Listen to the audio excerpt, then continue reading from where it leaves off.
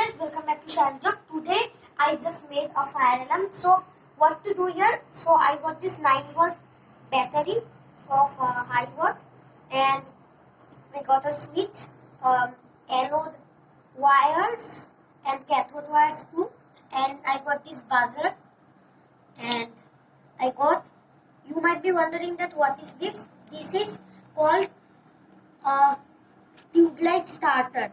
So what I've got here, that I just added this buzzer instead of a light, and I added, and then you will see that when I switch on this switch, the buzzer will go off, but this time it will not go off because this blocks the circuit, and if this blocks the circuit, then it won't be possible. So let's see how it works.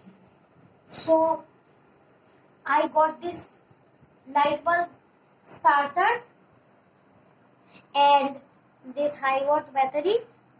When fire will touch, suppose I got this candle and this is the fire, and when the fire will touch the starter, the circuit will be completed, and then the buzzer will go off like a real fire alarm.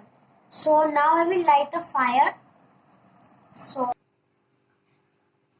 guys, I got this candle, you can see right here. So now I will touch the starter with it.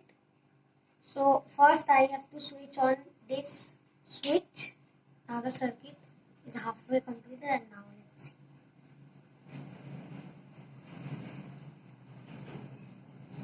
This will take a bit.